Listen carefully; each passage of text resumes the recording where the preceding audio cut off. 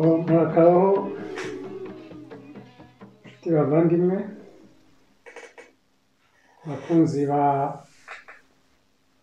b'isheni yacu iyi Revolution Think Tank,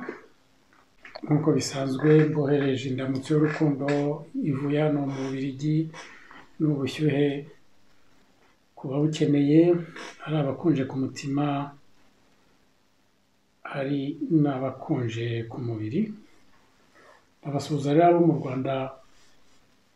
rwahari iwacu no mu Rwanda rwo ku isi hose, murakabaho. Bibaye ngombwa ko ngaruka vuba,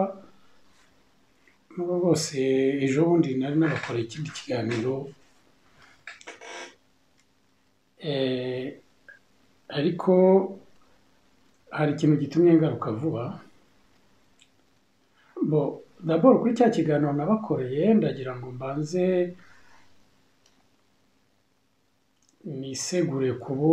bamwe wenda batumvise neza icyo message nari mfite muri cya kiganiro, aho nagereranyaga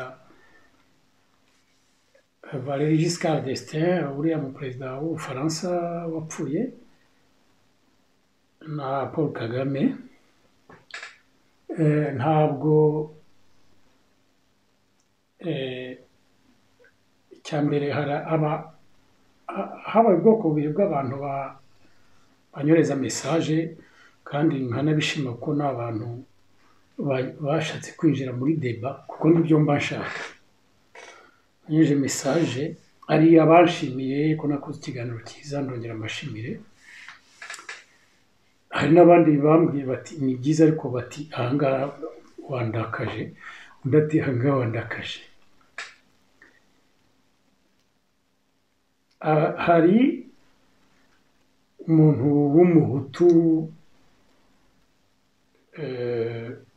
ugomba kuba w'umukiga,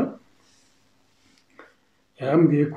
ati wowe igihe cyose ati Kagame uramubendereza, ati ariko wagera ku bahutu ati ukabigizaho nkana, ati Kagame uramutinya, ibintu nk'ibyo. Donc yavugaga uko yabonye kiriya kiganiro. Noneho undi muntu w'umututsi nakwita, ntabwo ubundi ari intore,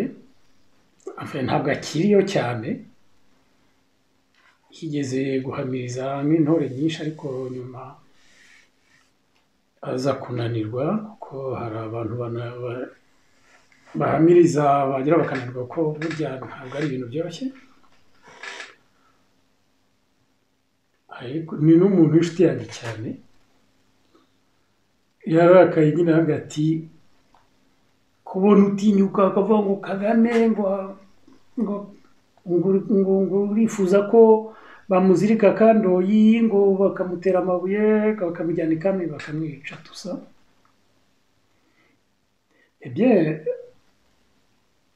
Aba bombi ndagira ngo mbarasire, ntabwo nigeze, cya kiganiro cyo cyari kigamije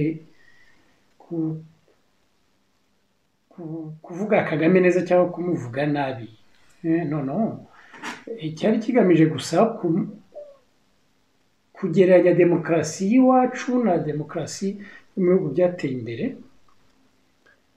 mpereye kuri ruriya rugero, mvuga nti uko umuperezida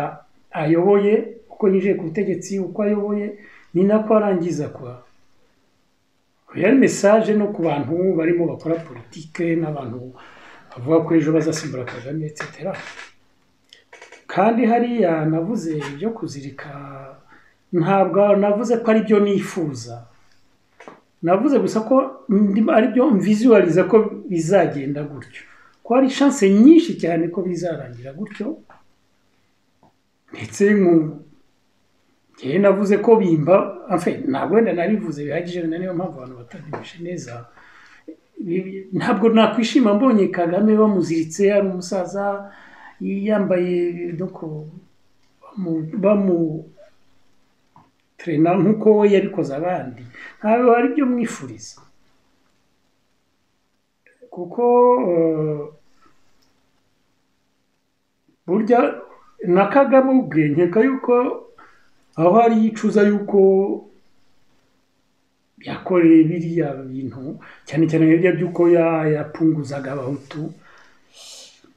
tabigera imbiziho akantu yuko acishamo akabyicuza kuko hari umuntu nzi ngo n'ubuhamya hari umuntu nzi w'inshuti ye cyane bari hamwe mu ruhengeri rimwe urengera muri ya mahoteli yo mu birunga nyine ariko umugoroba bavuye mu birunga gusura ingagi n'ibiki byose bamaze kunywa akantu ngo aza kuvuga ngo ngo burya ngo abahutu sinari mbazi ngo nta ngo ko bari niba nabo yirirwe avuga ko abatutsi mbese bamudesovye sinzi uko babyita mu kinyarwanda harya mbese bamutangaje rero nawe ararugreta ku buryo rero ntabwo nakwifuza ko ibyo bimubaho icyo nakwifuza nuko azacibwa urubanza ibyo byo ndabyifuza sinifuza ko yapfa kumusaha adaciriwe urubanza ariko ntabwo nifuza ko bamugirira nabi kuriya kuko banabimugiriye ntabwo byagarura data ntabwo byagarura abantu b'umuryango wanjye barunze mu nzu bagateramo za grenade etc n'ibindi abantu benshi bihoreye barabyicuza nabo harabona ahuye nabo ariko ntabwo ari obuje iki kiganiro abantu bisha abantu mu rwego rwo kwihorera basanze bafite kwihorera ahubwo nyuma biragusenya cyane kurusha uko bigusuraje nyine kuko ntibikugarurira uwapfuye kandi biguhoza kuri culpabilité byo kwicuza nyine ko wakoze ibintu bibi voilà ariko voilà quoi uyu munsi ikiganiro ngira ngo ikintu kinzanye hano kugira mbaganirize ni kiriya kiganiro cya Karasira yakoze ejo bundi numva ejo mwese abantu bari kuri WhatsApp yanjye narakibohereje mwese abantu bagiye kuri magana buri wese nshyiraho message abone igihe wamaze utarareba kino kiganiro ni igihe cyatakaye mwese rero abenshi rero mwese mukireba abari bakirebye bambwiye ko bakirebye bavuga ukuntu nabo cyabakoze ahantu abatari bakirebye bahita bakireba barangije bampa feedback hari n'abatarazima evidama jewe rero nashatse kugira ngo mbabwire mbaganirize uko nanjye iki kiganiro nagifashe ndagira ngo turebere hamwe niba Karasira biriya yavuze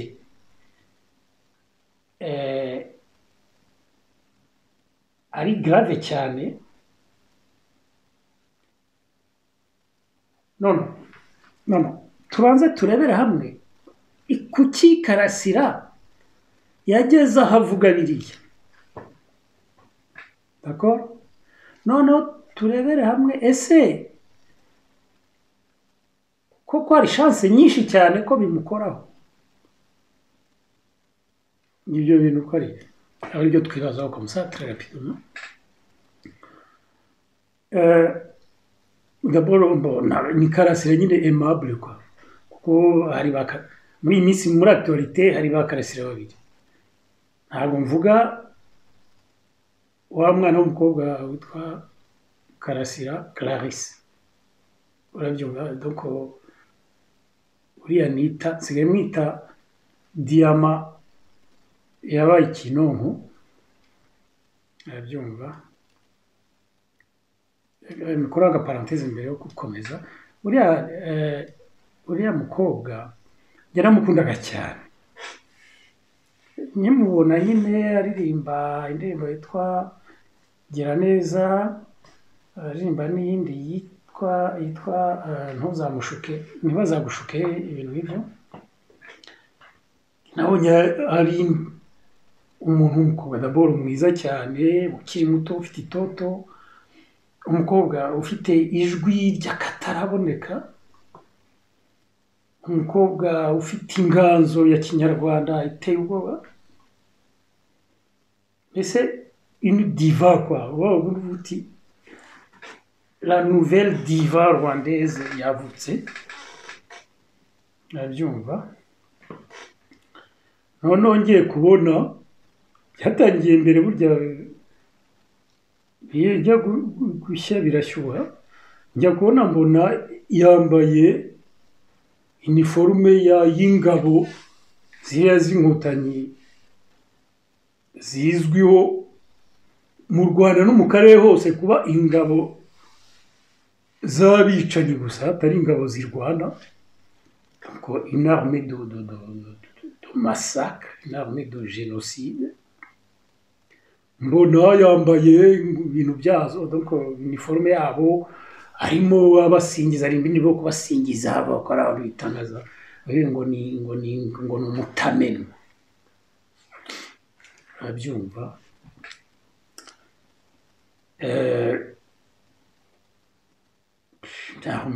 ingabo wakibaza suriya mukobwa nabonye ari umunyabwenge nari bagiye kubivuga kuko ari n'umunyabwenge nyine muri bwa budiyama bwe harimo no kubona ari umunyabwenge ubona ari umuntu byandi padiri nawe banavuga ngo bacanye ku maso twabyumva nkibaza ese buriya yoboye ziriya ngabo uko zimeze ibyo zakoze ntabwo yaba atabiyobewe ntabwo yaba abiyobewe n'ubwo rwose akiri mutoya noneho ntangira kumva rwose ingizo banteye umuze ejo bundi yongeye kubona mbona aririmbye uriya mu musaza uriya musaza nawe ntabwo avuga ngo ntamuzi nta musaza uriya niwe kaganga wa ideologie fasciste y'inkotanyi abashinze ibyara iki byose ntabwo Rutaremara ni umuntu ubona ko nyine agaragara nk'umusaza w'imfura umeze gutya ariko ni umuntu ufite amateka atari meza cyane aho umuntu ukamuririmbira ukamukora imuna yiteye ubwoba ubwo rero nahise mvuga nti voilà dore iyindi diyama inkotanyi zihinduye ikinonko kuko birazwi ko inkotanyi nyine kubera ububi bwazo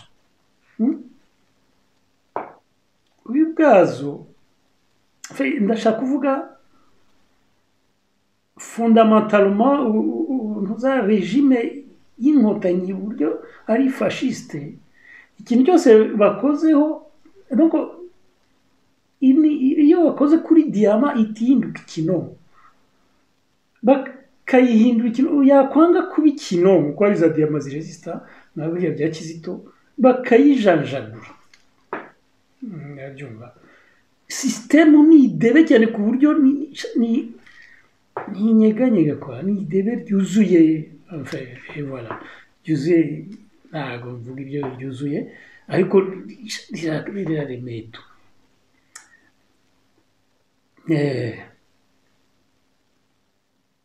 byari ibintu bikomeye cyane kuko dukeneye les artistes dukeneye abartiste nta peuple itagira abartiste généreux abartiste positif ishobora kwavansa keneye abantu bavekira umuco ariko iyo batangiye kuza nyine bihita bibarekipere bakabirekipera bakabigira ibintu bibi bikaba ibintu bibi ubwo rero ni warning na sinzi niba kariya kana nyine kazareba iki kiganiro ariko mbese ntabwo rirarenga yagombye kubitekerezaho Clarisse Karasira numvise ko hari umuntu wambwiye nyine ko byarandakaje muganiraho n'abantu umuntu aza kumbwira ngo ni n'umuganza akazi kwa kariya kandi ngo ni akadoshemwa ariko abakibimbwira nyine navuze nti igomba kuba ari byo kuko nabonye muri cya kiganiro nyine kakoranye na Etienne Gatanazi nabonye gafite kazi ibintu by'impaka ibintu by'imanza z'amahugu urabyumva nk'ibya kigaza kwa imanza z'amahugu donc ngo batise ku wakana we kuki wacuraza umunyapoli ngo ntabwo ari umunyapolitiki umuntu nacuraza ko bugaza nyine sinzi niba urwo rw'Nyamuruzi nyine ngo igihe abatutsi bahungaga muri 59 bageze iyo muri za kandi refugiye hariya za Nakivale na iyo hose noneho icyo gihe rero ntazawe nijiza abagabo murabizi habagaho HCR yonyine nayo ikiri embryonnaire itakomeye cyane impunzi zimerewe nabi muri za kandi refugiye ibyo nzabigarukaho noneho nzabigaruka unanjye nabayeho nuko nanjye umwana ariko nabayemo noneho abantu bo muri HCR baza nyine kubabaza kuko les moyens ari limite donc ntabwo bafite ububasha HCR gufasha bagashaka ngo babwire ibibazo byihutirwa nyine baraje ishinga bakeneye noneho bagenda baca muri za secteur zayo makanyi naho babaga rero batuye bakurikije uturere bagiye bavamo nyine kugira ngo babe hamwe noneho bagera ahantu abantu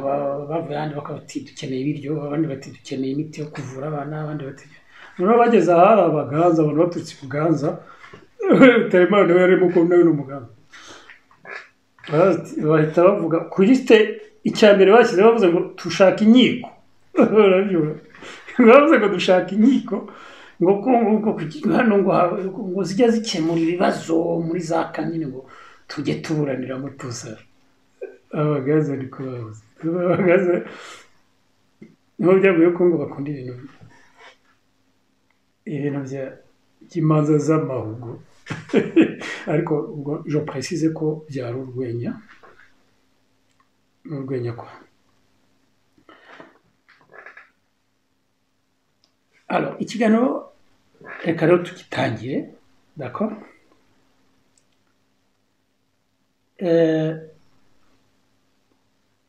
ibyo buriya ikintu cya mbere ngira ngo mbanze mvuge kiriya kiganiro mwabonye ko le décor donc voilà hari umunyamakuru witwa Etienne Gatanazi umututsi wavuye Uganda hari umuntu wita wavuga ko atari umunyamakuru ngo ni umutangazamakuru yo kurabyuba witwa Ramba Mark nawe umututsi wavuye Uganda cyangwa Tanzania ariko agomba kuba ari Uganda noneho hari n'umututsi witwa Karasira Aimable w'umurescape wa jenoside yakorewe abatutsi hari abatutsi rero batatu ndajya mbanze mfatemo umwe musaliwe nawe ko nigeze kubikora no muri kwindi sheme umunyamakuru witwa Etienne Gatanazi ndashaka kongera kumuha salute nk'umuntu w'umunyamakuru w'umuprofessionnel donc ubona ko ari umu intellectuel ariko baba intellectuel abo bita des intellectuels généreux urumva wa muntu ushishikajwe n'ukuri no gushakisha ukuri ni ibintu burya ntabwo bikunze kubaho cyane surtout muri societe yacu n'umuntu w'imfura cyane Etienne Gatanazi ariko n'abandi ndagira ngo mbasaliwe iyi groupe uko ari batatu kubera impamvu ebyiri nuko impamvu imwe kuba baremeye gukora iriya debate bakoze iriya debate kuri ya subject ikomeye n'uburyo bayikoze. Uburyo bayikoze kuko uriya Marc Ramba ari Ramba ndakeka ko ariko yitwa, nubwo bwose nyine wabonaga ko ari umuntu ushyigikiye mbese ushyigikiye cyane leta na FPR, kuko hariya bavuga cyane FPR leta y'u Rwanda, ariko nawe yemeye d'abord kuza muri ya deba na Karasira, azi ibitekerezo bya Karasira, arangije byarantangaje cyane. Ntabwo ntuze kubona ko kandi nabaye hari imyaka hafi 7 nzi ukuntu inkotanyi zifunctiona cyane cyane yo kugimaka ku bintu biri sensible nka biriya. Bo ubundi ukuntu bafunctiona ni ibintu babigishe, ndumva udasingweriye kubivuga ko babyigaga. Donc iyo abonye uzanye argument ukabona atangiye guhungabana urimo umuchallenging umutsinda, ahita kumena, donc agufreting abyumva, bese akavuga ati wagitera hamwe we, cyangwa ufite ingengabitekerezo kuki batagufunga, cyangwa bese akakumenasa iterabwoba. Hariya rero ikintu nabonye, uyu mutipe wabonaga ko ashaka kubikora, hari yijeje kubikora bikabyimba, ariko akifata. Hari aba yatandukiye gato, ariko ntabwo atamenasa abantu, ashaka gusa guca mu ijambo kugira ngo akugende iby'inkotanyi mbiringa bita babyita siyasa iwabo nyine, ngo akwamburuye mu biganiro, agashaka kubikora noneho gatanaza kuko gataneze ubundi inkotanyi nawe yarabati akamurokadra no akemera. Yubashye Karasira nubwo bwose yumvaga ashaka kugira ku buryo ndetse binarangiye bagiranye batyo nyine bakoranaho. Aha rero s'il vous plaît, tujye ujye ukunda umugabo ntacyo yaguhaye. Bano batutsi uko ari batatu baduhaye isomo vraiment, badukubise ikintu cy'igitego cy'umutwe, bakubwira tukabyumva kwa biriya bari kubikora bari hariya muri system,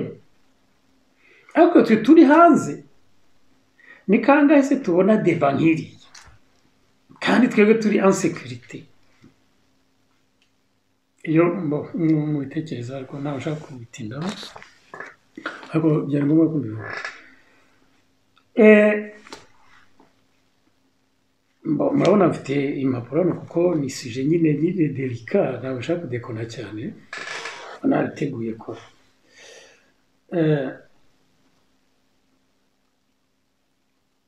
buriya rero ikintu Karasira nyine yakoze voilà ni gupfobya, niko babyita, yakoze ibyo bita gupfobya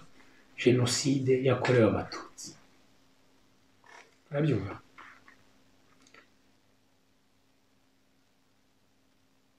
Kuki Karasira yageze kuri ya extremité, sibyo? Kuko gupfobya jenoside yakorewe abatutsi, gupfobya nabwo mushyiraho igihome gutya, attention, ndabisobanura mu kanya. Gupfobya jenoside yakorewe abatutsi kuri FPR inkotanyi, c'est une extrémité iri grave. Nta nubwo ushobora gukora, sinzi ko ushobora gukora ikintu kibi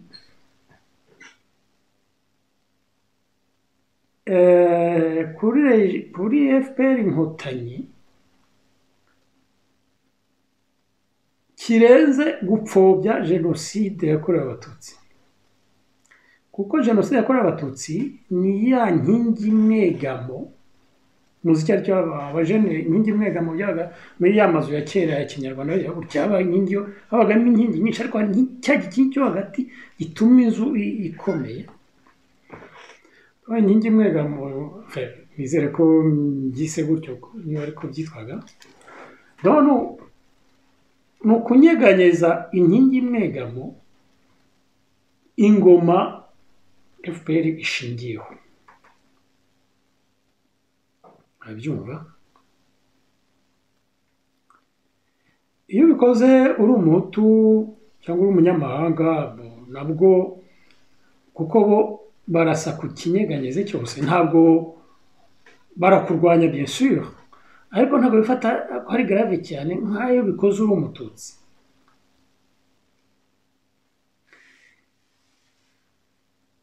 ikibazo rero ni uko ubu ngubu uko iminsi igenda itwa iminsi imyaka iza niko umubare w'abatutsi bapfobya jenoside ugenda wiyongera ntabwo nyine nibyo ngira ngo tuvugaho hano mu gice cya mbere ntabwo ari Karasira wenyine d'accord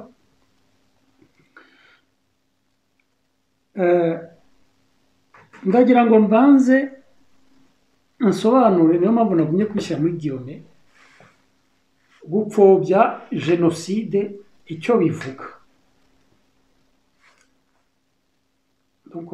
apana icyo bivuga oya nako vola nicyo bivuga muri rusange gupfobya ibyo bita revisionisme gupfobya jenoside ariko banza nageze no kubivuga mu bindi biganiro ariko voilà gupfobya jenoside ni ukuyivuga kuvuga ibiyerekeyeho cyangwa se uburyo witwara ku byerekeye iyo jenoside bitandukanye nuko leta FPR inkotanyi yavuze bigomba kuvugwa n'ukuntu bagomba kwitwara iyo ukoze ibyo upfobije jenoside no kuvuga ngo niyo mpamvu bita reviser donc urevije ni ugushyiraho ubugororangingo wowe ugiye kureviza amateka ya jenoside nk'uko yanditswe ivanjiri ya jenoside nk'uko yanditswe na Paul ariko ngako kaba gasohotse gato voilà akabyo narateguye kuvuga ko c'est bien donc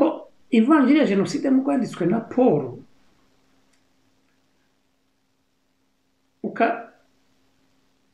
wowe ukayivuga ukundi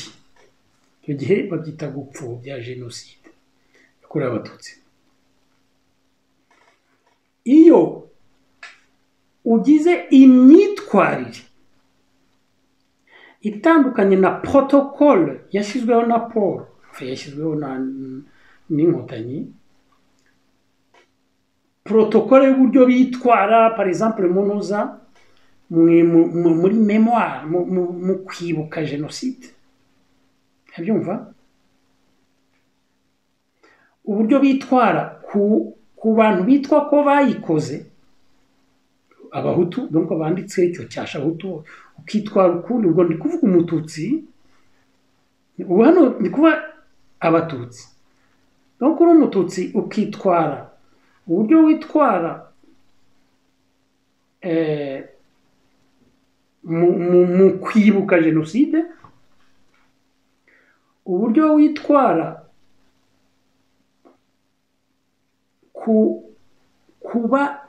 ku bayitiriwe ko bayikoze muri rusange gurupe yitwa abahutu yitiriwe ko bayikoze umutore wese uburyo ubitwaraho ibyo byose iyo bitandukanye na protocole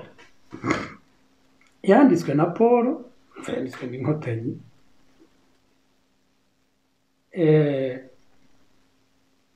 uba ukoze ipfobya rya jenoside urabyumva. Alors ivanjiri uko yanditswe ni gute? L'évangile selon Paul, dore nuko byanditswe. Jenoside yakorewe abatutsi yateguwe guhera muri 1959. D'accord? Urabyumva? Donc jenoside yateguwe guhera muri 1959. Noneho ku itariki 3 z'ukwa kane 1994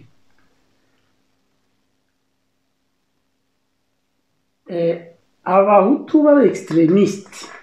donc b'intagondwa bahezanguni bagamije kuburizamo les accords d'Arusha no kugira ngo bakore jenoside, bahanura indege ya Perezida Habyarimana. Abyumva? Bamaze kuyihanura, hari abasore inkotanyi mbese z'amarere zazibereye za Uganda baraho atazi bana habari ntabwo bazi ibyo biri kuriyo, bumva icyo kintu kirabatangaza, bahita bibaza ikintu cyari muri iyo ndege cyateje igikuba ku buryo abantu batangira kwica abatutsi. Noneho abasore b'inkotanyi z'amarere barahaguruka, buri wese agafata ibyangushye, agafata akakashinikovu kari hafi aho, agafata grenade hafi aho, agafata akatirusha agaterena aho ngaho nyine kubera gutungurwa n'iki. Baragenda bajya gutabara bahagarika jenoside. Ariko hagati aho barimo bagerageza kuyihagarika, habonetse abandi bantu bavuga ko biteguye kurusha abo amahanga,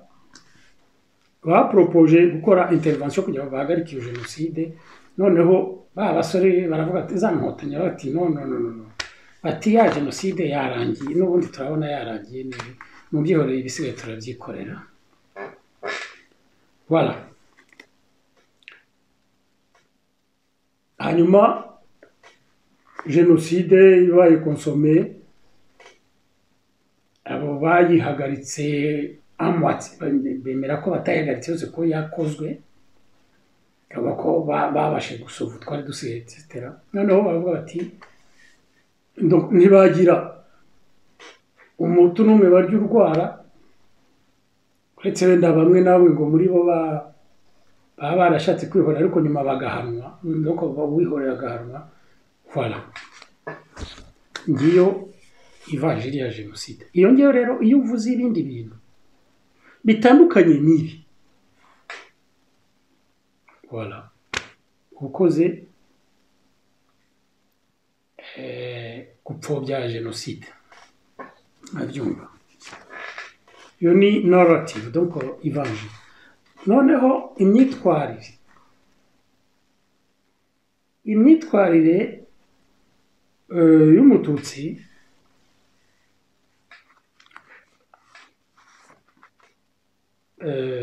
uwari wese agomba guhora aserebura inkotanyi FPR nk'abantu bamukijije, batumye adapfa nyine aticwa n'intuza, kandi akanabaserebura nk'abantu bamukingiye ikibaba kugira ngo abahutu batazagaruka bakamukorera jenoside. D'accord? Kubera rero iki ngiki, donc araserebura ariko ntibiba bihagije, agomba no kwirinda umututsi, mbese gukora renoncement, no kuvuga ngo kwigomwa, voilà, kugira ngo ibi ngibi bishoboka agume akingirwa ikibaba, abe bouclier, ntagomba kuderanja inkotanyi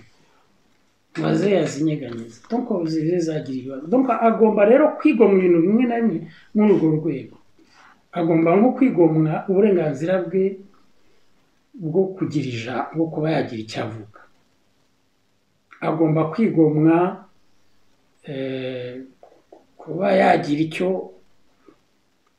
agaya ku mikorere ya FPR inkotanyi, sibyo, ku buryo bajera igihugu. niba biba amafaranga agomba guceceka, niba nawe ubwe bamwibye agomba guceceka, niba iki byose nuko agomba kwisakrifiya kubera kugira ngo nyine agire protection, agire iyo bukiri igumeho. Kuko mbwira bati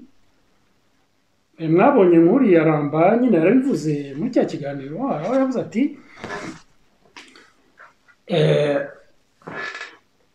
urabizi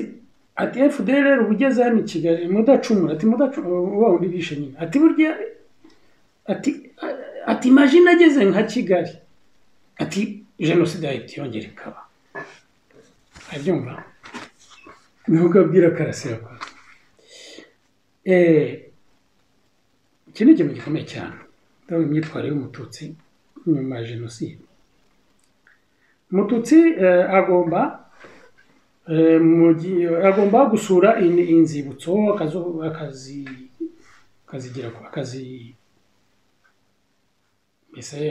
akazi icyubahiro zikwiye etc.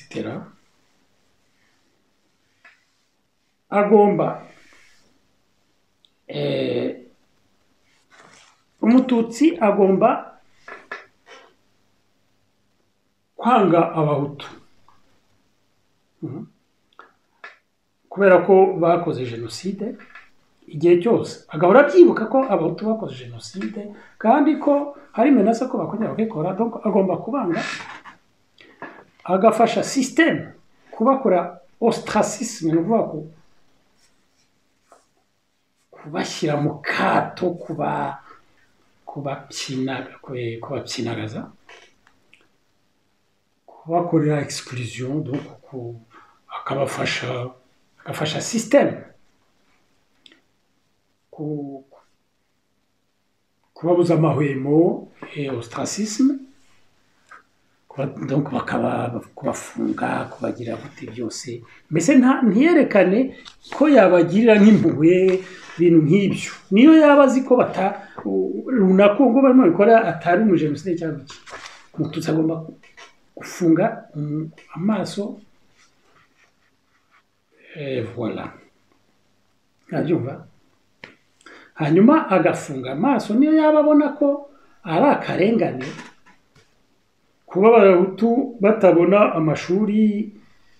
ku buryo bukwiye, kuba batabona akazi ku buryo bukwiye, tuve nka ya listing yasohotse muri iyi minsi, ndagira ngo kubanga by'ibyuma bazayishyireho mu irere, yerekana ukuntu inzego zose za leta kugera hasi, ibigo bibiki byose kugera hasi, ubucuruzi, ibintu bya business kugera hose, meme kujya no ku makipe ya football n'iki byose, ubuzima bwose bw'igihugu, abantu bafite za poste bayobora hose ari abatutsi. Hari ikintu kiri gusirikira hano, nanashimira umuntu wakoze iriya gathering, c'est très important. Iriya ni ibintu, c'est très important, wakoze iriya travail. Donc nka biriya bintu umututsi ashinzwe yabibona, akirinda kugira emotions yuko mbese ari akarengane kwa ngo abe antwara niyo yabitekereza ku mutima, ariko akirinda kuba yabivuga cyangwa yabyerekana uko abahutu nabo bafite uburenganzira ku gihugu cyabo etc. Abyumva.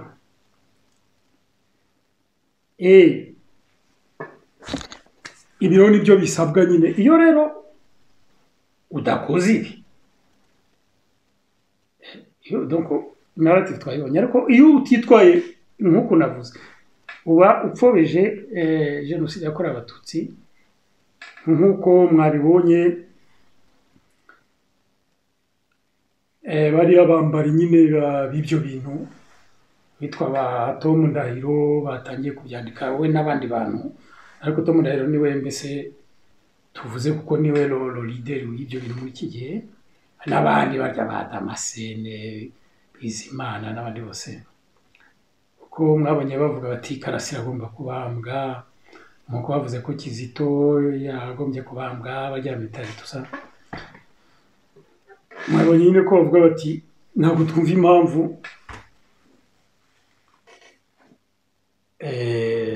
ba Karasira na ba Gatana meme Gatare umunyamakuru abyumva nagomba kubambwa mbo ibi rero donc leta yashyize ibi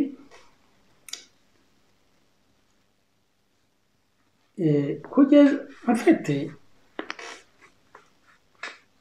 yashyize narrative share n'iki byose ariko ntiyahagarariye aho ngaho FPR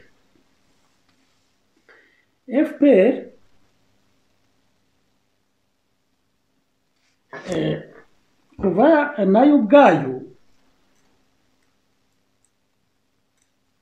donc aho ikibazo rero cyaje kuvukira nuko FPR itahagarariye hariya urumva ntabwo FPR ihagarariye hariya hari article niza kubyandikaho ndumva ari muri 2014 ndumva nari nagafashe hano aka article nakanditse muri 2019 mu kwa karindwi yashize umwaka n'igice nanditse iyo article rero ndamushaka kuyisanga kuri musabyinamana.net iyo article yitwaga Génocide des Tutsis, révisionnisme des Tutsis. Nanditse mu gifaransa kuvuga ko ni gifaransa cyane cyane cya kinini nyine kibuganza kiba kigize ntabwo kiba gikomeye ariko kiba kibuganza kwa mbese voilà uzi ko niyo abagaze niyo banditse Kinyarwanda nacyo nyine ugomba kwitonda bagisoma witonze kugira ngo cyumve kwa mbo alors icyo gihe article nanditse ni igihe wa mugore uriya mukobwa wa Rwigara yari yarakaye igihe bari bishe wa mututsi nyine warindaga gereza w'inyamata ngira ngo murabyibuka iyo ngibyo n'unyamata cyangwa yitwaga nyamata n'unyamata ngira noneho uwo mudamu wo kwa Rwigara yakoze ikiganiro mbwirwaruhame kwa noneho avuga ati ndabivuga mu Kinyarwanda ariko ni mu Gifaransa ariko ndagenda mbitraduize buri ati kuba mwarahagaritse jenoside ntabwo bibaho uburenganzira d'accord bwo guhora mutera ubwoba abayirokotse ati biteye ntibyumvikana kwa c'est insensé kubona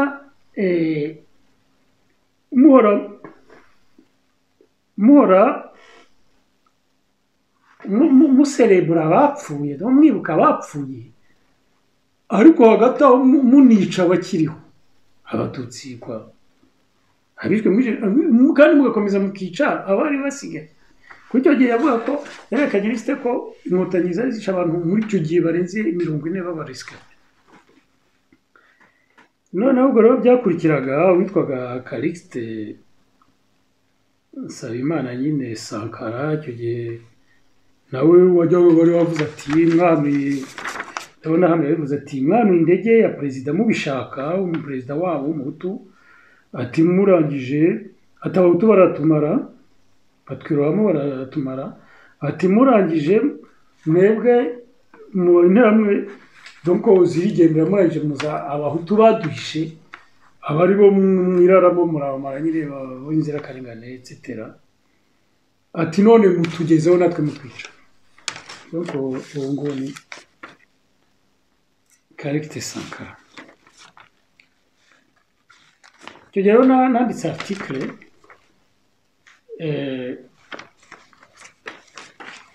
ntangazwa no kubona abantu b'abatutsi badasanzwe ko uyu Callixte Sankara muzi ko ari umuntu wize kaminuza uyu mukobwa bigarana ibyo murabizi yize kaminuza mu Bubiligi muri Etats-Unis n'ahandi nk'aho yakaba byariyongeraga kuri uwitwa Rudasingwa upfobya jenoside kuko nawe bavuga ko ndetse habaho jenoside y'abahutu bikaba bivuguruza cya kintu kivuga ko nta mututsi inkotanyi zari urwara abihoreye babahannye donc iyo ni umupfobya n'abandi batutsi benshi cyane ngira ngo muzi badasanzwe atari bene abatutsi basinze inzoga cyangwa bagize bate b'abatutsi baba leader d'opinion urumva harimo abadasigwa abadokiteri bahoze bakomeye hari abasirikare bandi bahoze bakomeye hari abaki benshi cyane bari haza bamusonera bavuga ibintu byinshi cyane bihabanye na disikuru ya Evangile na Byaruguru ndetse bakitwara bihabanye n'ibyo ngibyo hari abatutsi benshi cyane kuko nabyandikaga muri article muzajye kwisoma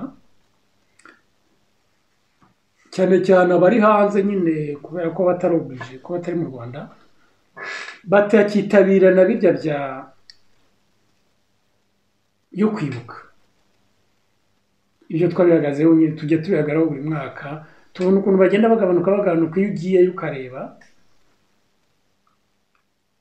donc ubona bagenda bagabanuka cyane banga kubijyamo babyumva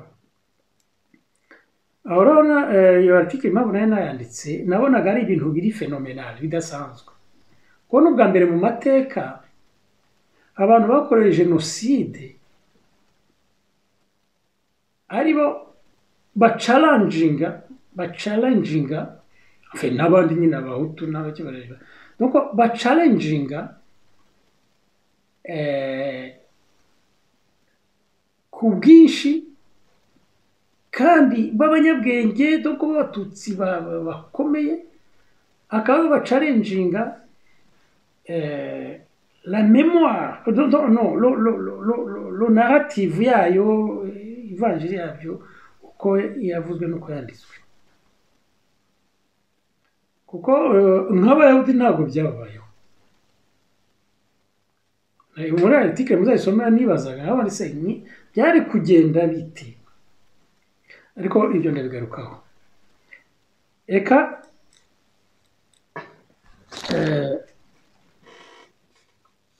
mbabwire uko navugaga rero mbona aho byaturutse navuga nti au commencement était une erreur fatale de calcul politique quand des stratèges mal inspirés ont décidé l'instrumentalisation outrancière de ce drame humain, jusqu'à faire du génocide le mythe fondateur du nouveau régime. Ça veut dire quoi? nyirabayazana nuko abantu b'inkotanyi b'abacurabwenge donc des stratèges bakoze ikosa rya politike rikomeye rigitangira byo gufata icyemezo cy'uko iriya jenoside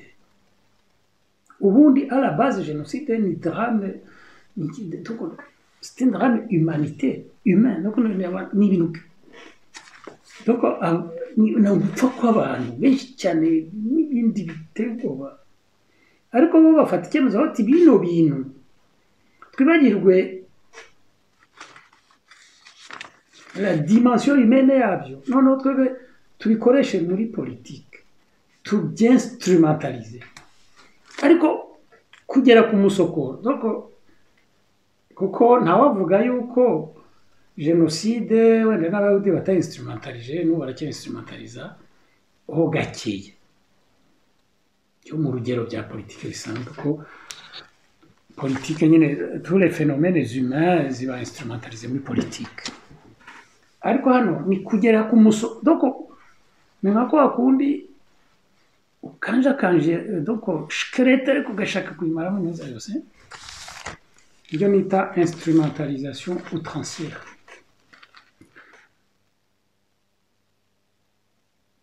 ku buryo nyine rero ibyo mvuga ngo jenoside yabaye le mythe fondateur du nouveau régime, njye nivuga ko ni ya nkingi mu mwegamiro nyine leta ishingiyeho, leta nshya y'inkotanyi ishingiyeho. muri urwo rwego rero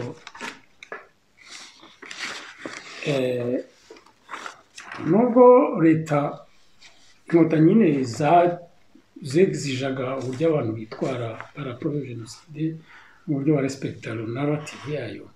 nazo ubwazo hari ukuntu nyine mu rwego rwa instrumentalisation zitwaye, urabyumva.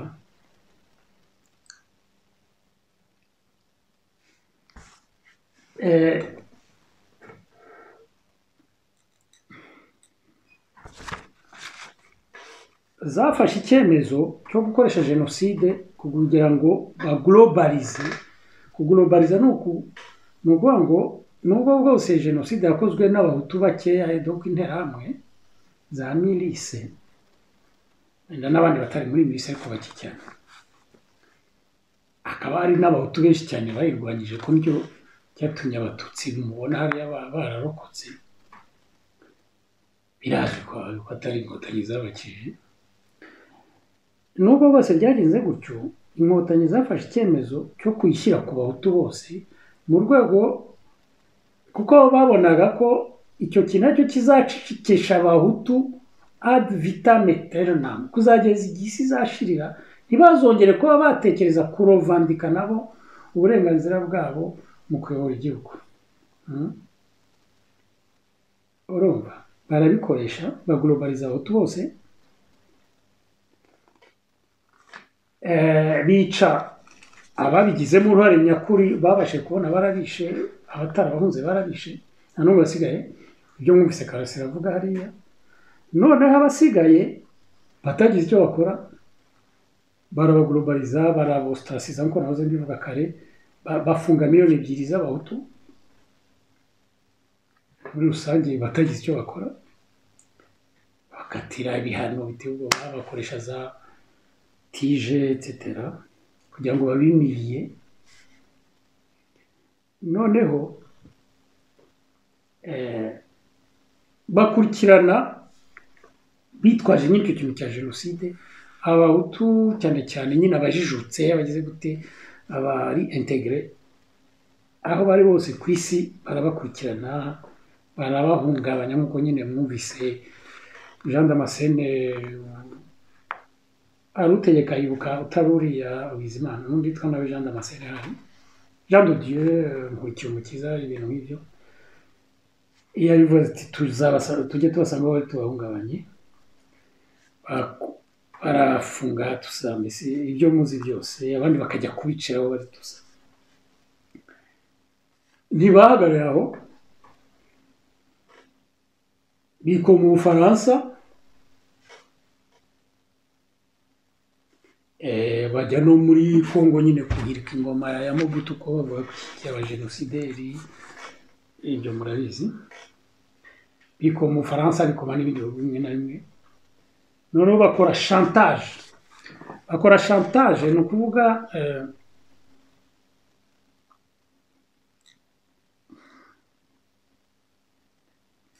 chantage kuri ibyo bita communauté internationale, ibihugu byose by'amahanga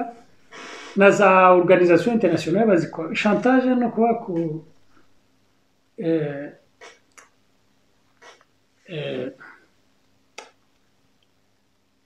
chantage donc ni kuku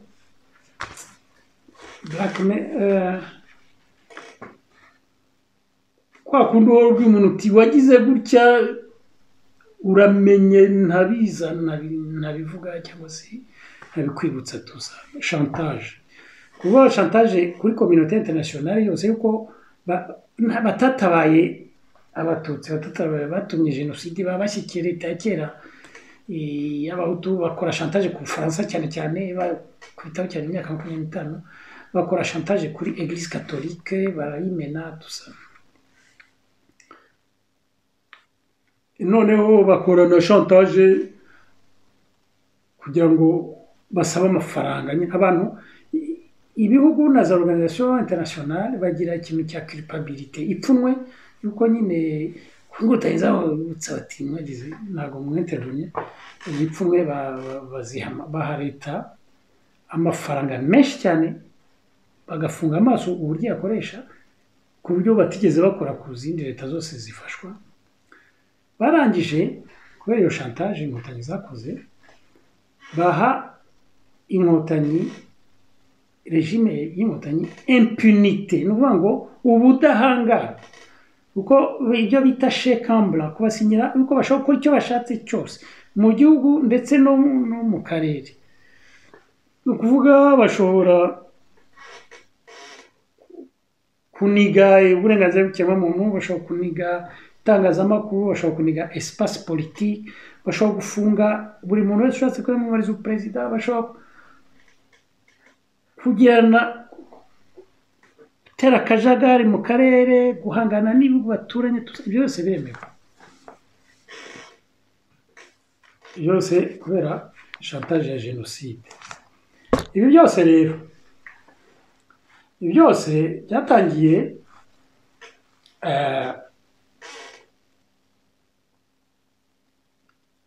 inkotanyi zaje gutungurwa kuko byatangiye arabyumva zizi ko byose zikora mbese abantu bizagiraho ingaruka cyane bikabarakaza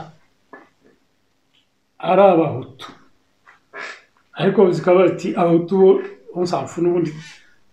nibaraka tubamena n'ubundi icyatuzanye no kubamena noneho uko imyaka igenda ishira hajya kubona birakaje amahanga iyo abantu bamwe namwe batari abahutu abantu b'abanyamahanga byaba ku giti cyabo byaba ibihugu runaka byaba za organisation runaka kubera gukabya kwabyo iyo instrumentalizo yo kugenda ikabya birakaza abandi bantu urabyumva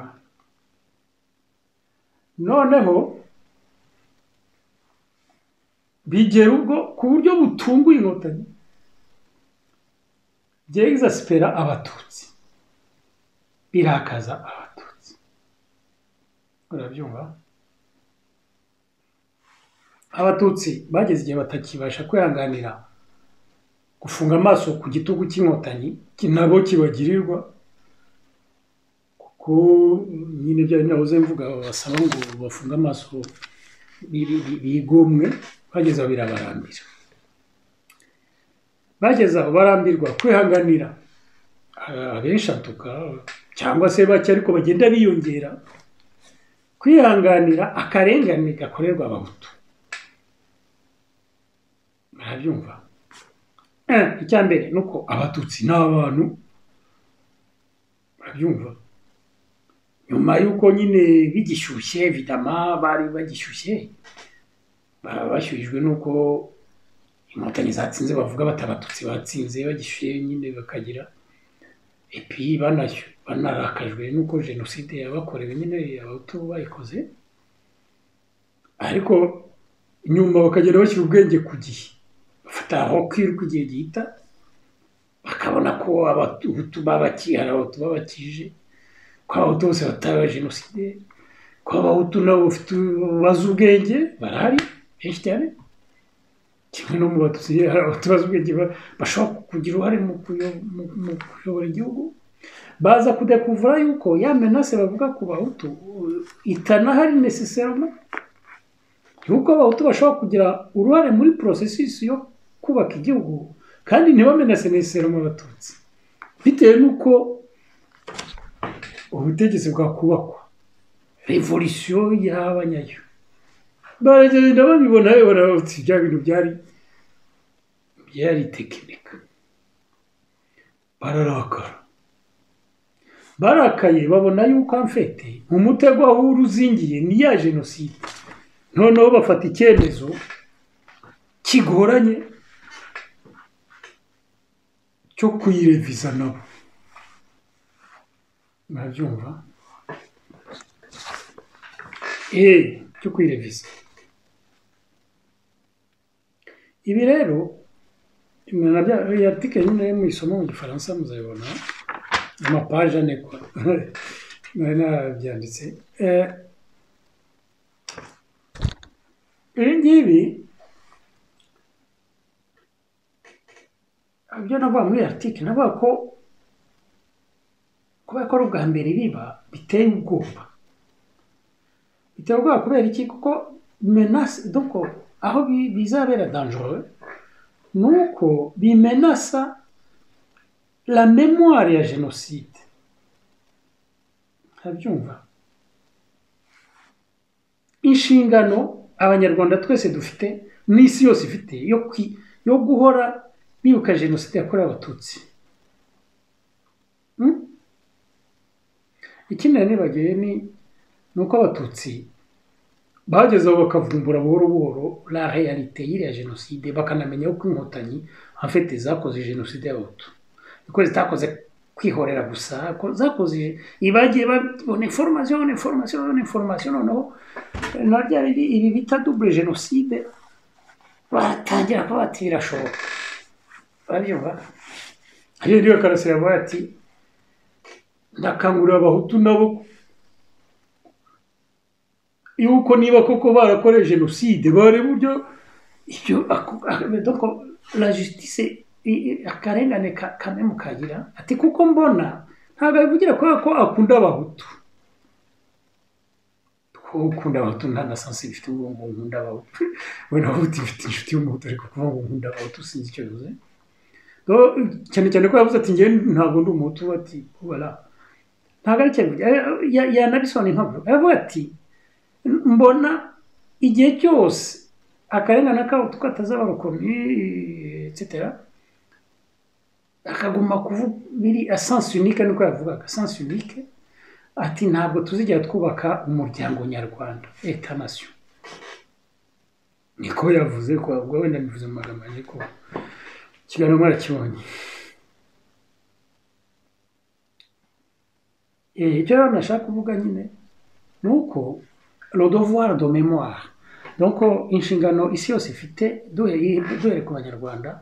yo kwibuka guhora twibuka kugeza igihe isi izashirira genocide kugira ngo bitazagaruka kwa never again genocide yakorewe abatutsi tugahora twibuka genocide yakorewe abahutu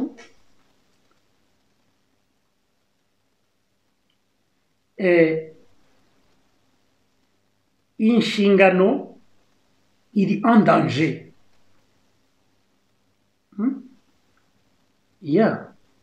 la mémoire kuko ubwo muzabisoma muri article nabo nibazaga ese buriya iyo nk'abayahudi igihe jenoside yari irangiye habonekamo abayahudi b'abanyabwenge babandi muzi bose barya reka hanze intellectuel bose abayahudi hirya no hino ku isi bahaguruka bagacalenjinga ibyo Israel narrative kuri hari narrative ya Shoah irahari abadefinishe narrative ya Shoah ni l'agence juive mondiale na nyuma yaho etat d'Israel etc nibo bari les garants b'ibyo kintu kuko ni patrimoine la mémoire oui c'est un patrimoine national et international et donc niyo baboneka abantu abayahudi benshi cyane abanyabwenge n'iki byose barya twatuzi babandi bari bafite donc ijambo rikijyana muri communauté juive bafite bavuga rikijyana nk'uko twahoze tuvuga bano batutsi baboneka bano bagacalenjinga narrative ya Shoah ese uko memoire ya Shoah ubu ngubu ibungabunzwe niko yari kuba ikibungabunzwe nyuma y'imyaka 70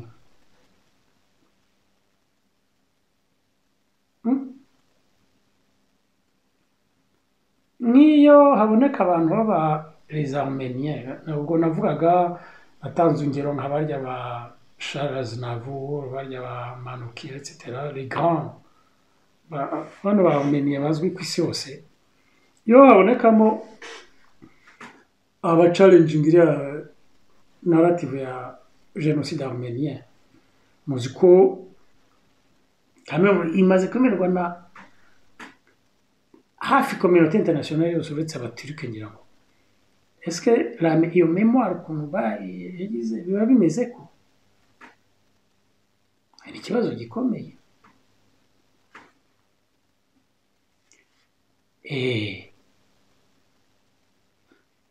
kuko abatutsi bageze aho bareviza bapfobya jenoside amavu n'amavuko yabyo maintenant ikintu abantu barimo bibaza nyine nyuma yo kureba kiriya kiganiro nanjye bambwira bose bari kuvuga bati Karasira buriya agiye gupfa cyangwa agiye gufungwa etc.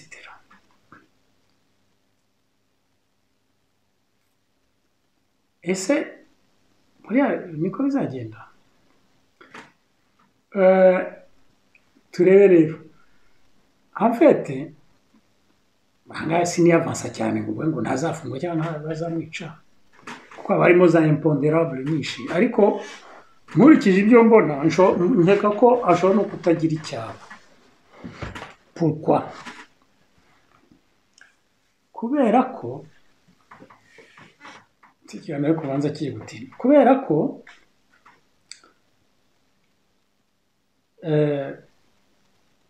bisa naho biriya bisa naho twafashe ariko rosi riri gukatwa urwo rwego urabyumva muri uriya rwego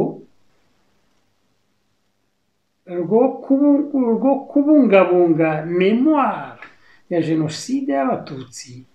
ariko ntuza narrative yayo n'ibiki byose na positionnement y'inkotanyi par rapport à ça igahinduka. D'accord? Igahinduka noneho bikadufasha kongera kurovisita kongera gusura bundi bushya amateka yo jenoside nako amateka y'ibyatubayeho. Aha rero ndarangiriza aho ngaho ni agace ka kabiri ndangiriza aho impamvu mbivuga yuko ibyo korosi ishobora kuba rihari. Ibi nabyo nabyanditseho un article y'amapaje ane murayisanga nayanditse ku itariki 9 z'ukwa kane ejo bundi kwa muri iribuka jenoside nanyereye kuri discours uzi kwa byariwa ariko mana yanjye nanyereye kuri discours President Kagame yakoze kutariki 7 yo kwibuka jenoside ku nshuro ya 26. Ni discours y'iminota 3 donc iminota 3 n'amasegonda 47 iminota 3 n'amasegonda 37 yakoze nkuko asanzwe ayikora buri mwaka imyaka 26 ishize. Ariko ejo bundi nibwo bwa mbere muri iyo discours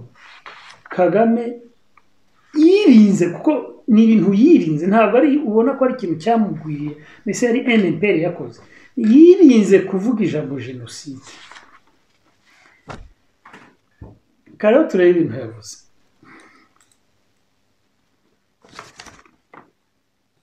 Kagame yatangiye yaravuze ati ngo nyine ndasoma muri article yanditse hano murabona ifoto ya Kagame nyine ukuntu turi minyo twembi. Donc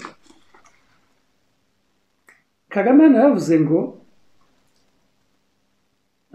ubu ngubu turi mu bihe muri bene bya bihe abantu bibagora kuvuga ibyo batekereza n'ibyo bafite ku mutima. Nuko yatangiye avuga tuyende bukara navuze nahise se nibi Kagame ubundi tumuzi ko atari umuntu utinya kuvuga ibyo atekereza n'ibyo biri ku mutima ko cyane cyane muzi ko ubundi cyane hari cyane yo jenoside mu kwa kane nyine yo yagiye kuvuga izo discours muri ya periode arirekura ntabwo agira ibibazo byo kuvuga ibyo atekereza n'ibiri ku mutima. muzi ko harimo igihe yigeze kuvuga ati twebwe turicuza yuko tutisha abahutu bahagije mu rwego rwo kwihorera tukabareka bakagenda ati nta bikoresho twari dufite ati ubu dusigaye dufite ubundi nawe rimwe muri paroma muribuka ko Paul Kagame yavuga ati twagiye muri Congo ati aho twagomba kwica turabica aho twagomba kugarura turabagarura rero ni umuntu ubundi udatinya cyane cyane muri kiriya gihe aba ari umuntu ufite umujinya cyangwa se ushaka kwerekana ko ufite akavuga ibintu nka biriya akirasha ariko ejo bundi nyine muri ya disikuru yirinze cyane kuvuga ijambo jenoside noneho ahubwo akavuga ati yajya kugera aho avuga ijambo jenoside akavuga ati ya mahano twanyuzemo arabyumva akavuga ati ibyabaye ku gihugu cyacu ahantu hose yagera ku ijambo agiye kuba jenoside yakorewe abatutsi ati ibyabaye ku gihugu cyacu noneho arangiza ndetse yaba umuntu w'imfura cyane avuga ati ndabifuriza abanyarwanda twese ngo tugirane umutima w'impuhwe ibintu nk'ibyo kwabo ati ibyo bizadufasha kuba bizagenda bifasha buri munyarwanda kugenda tuba abantu beza kurushaho uko iminsi ihita nuko arangiza anavuga ati imana ati ibarinde ko ngo imana ibaha umugisha bwari ubwa mbere nyine rero biriya biba Kagame nyine ayitwara kuriya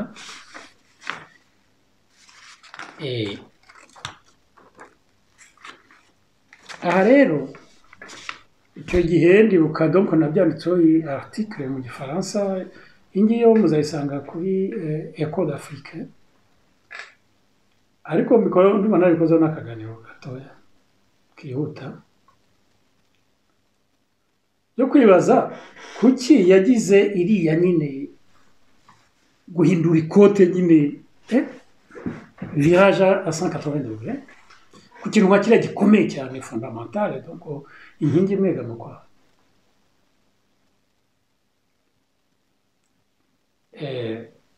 ese byaba kuko nibazaga ese byaba ariko turi mu kuko na nyuma yaho watarashira igihe hari indi disikuru yakoze cyangwa se ni muri ya intervention yagiraga n'abajene bagira avuga ati muri jenoside none ntabwo yavuze jenoside ati muri ya mahano toujours yabaye muri iki gihugu ibintu nk'ibyo ati nta munyarwanda n'umwe bitagezeho donc sous-entendu ko n'abahutu biyagize aho kibaza ese yaba ari uko wenda kubera ibi bya covid wenda murabona muri covid muri confinement abantu bose buri muntu wese yisanze ari imbere y'indorerwamo ye donc kongera ukibaza isi byayo ukibaza ese wowe uri iki ese ndumva hari abantu benshi byabayeho kongera kwitekerezaho byaba ari byose byamubayeho cyane cyane ko bavuga ko yaba hari wa mumetisi waje mu Rwanda gukora sinema akamutera covid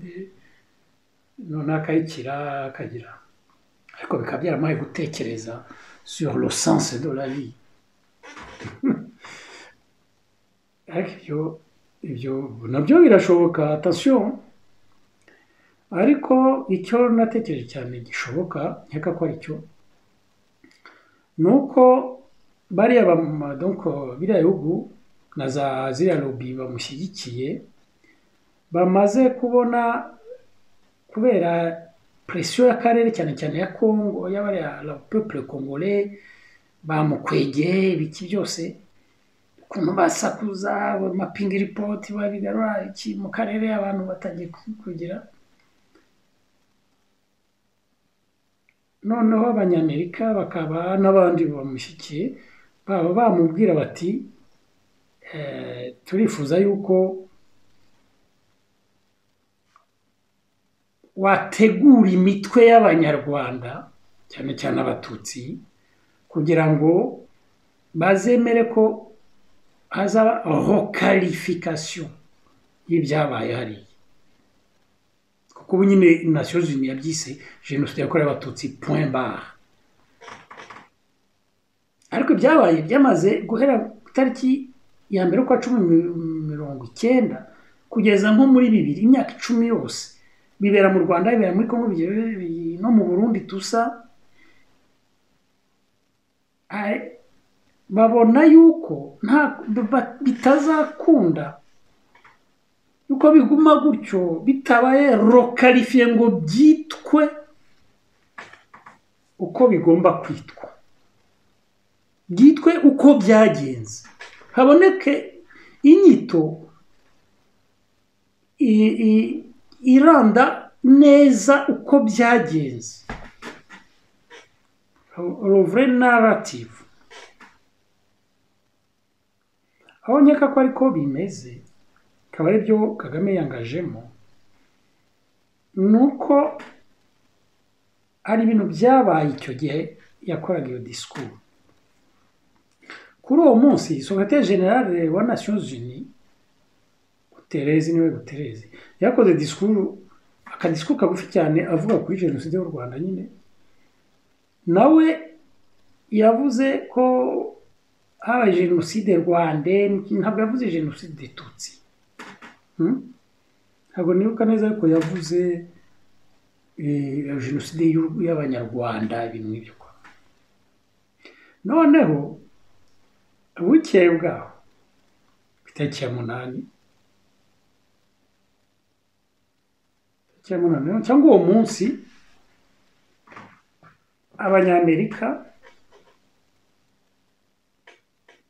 abanyamerika bakora itangazo le département d'état américain donc commissaire des affaires étrangères yabo bakora itangazo bavuga nyine yuko jenoside ariko bavuga jenoside y'abanyarwanda bavuga ko bahumuriza abanyarwanda bose aho bari etc ntabwo bavuze jenoside des Tutsi noneho buke donc bakoze iyo ntuza ku itariki ya 8 ubu wari secrétaire d'État mu Rwanda witwaga Olivier Nduhungirehe ibintu by'ishyanuka ufenduba mubizi ishyanuka rirazwi we abona ya communiqué ya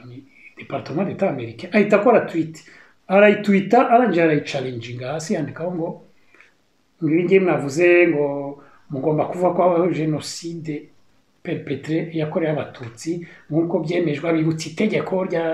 ryabyemeje Assemblée décision Assemblée générale des Nations Unies yabyemeje etc ese arabacalenginga cyane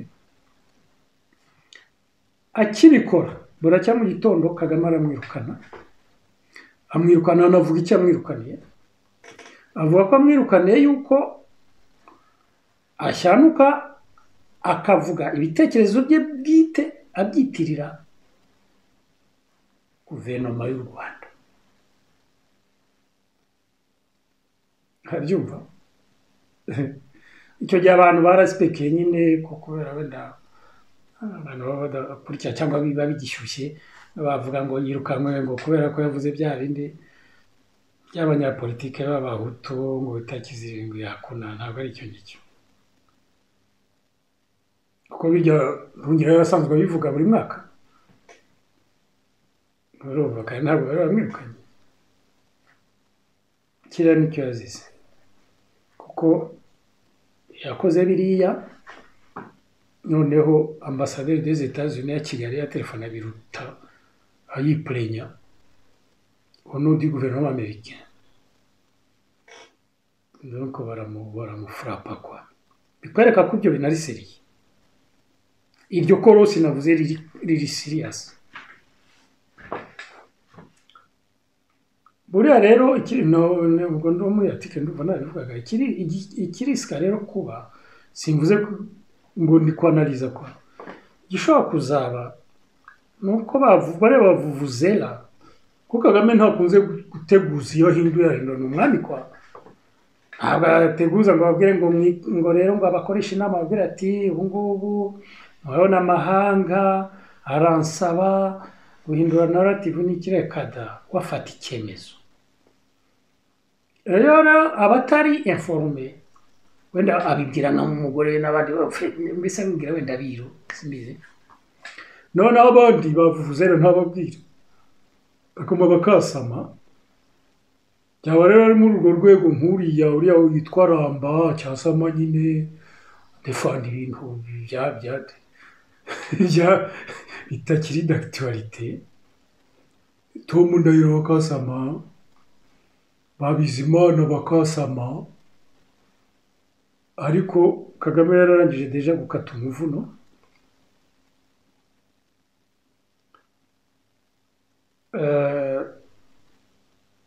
gusa ubwa mbere abikora faso muzi ko yatutse abafaransa imyaka 25 n'abandi bose bakajya babatuka bigacika muri Afurika bati umuhero wacu uko tukabafaransa bigacika rimwe arabyuka mu gitondo tak abahobe makuru byose yahindutse mushiki wabo stade convention center bashyize idarapo ry'abafaransa match y'abafaransa na finale bajya tusa cyangwa murabyibuka muri za stade abaturage bashyikiye abafaransa bwose byageze gute n'ibiki ko dushyikira n'abafaransa voilà so bwa mbere ubu rero jyewe kuri jye personnellement kugira ngo ndangize wenda niba muri icyo giti cyanjye jyewe byaba ari byiza kuko nk'uko Karasira bivuga Kagame akomeje iturna iri korosa akoma karikata gutya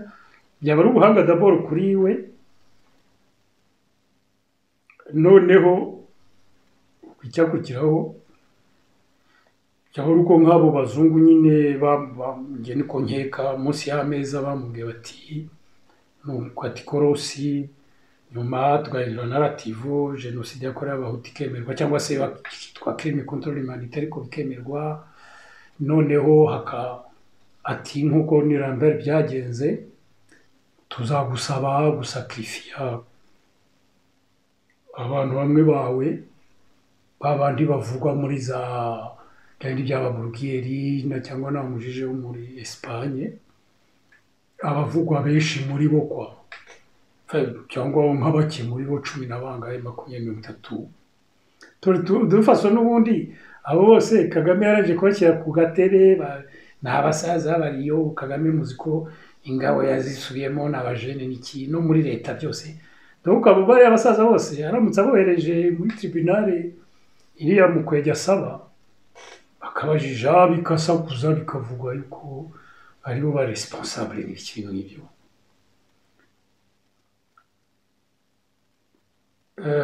la mémoire ibyakorewe abahutu igatangira kujya en route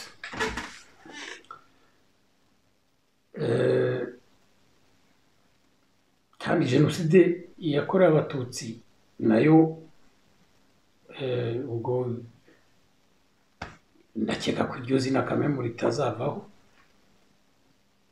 cyangwa se niyo ryavaho bikitwa jenoside rwandais etc ariko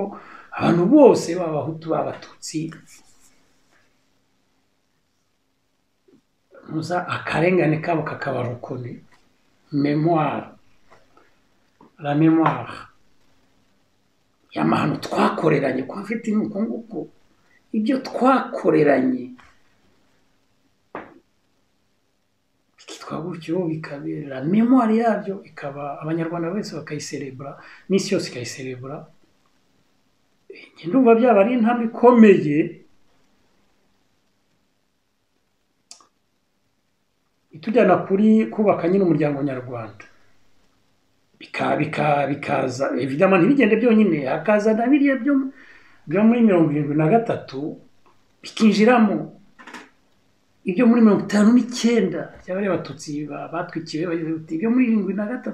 y'abatutsi n'abapolitisiye ba Gitarama tusa irindwi na kabiri abatutsi irindwi na gatatu politisien 59 Rucunshu none abantu batazi ko Rucunshu bigihari biracyahari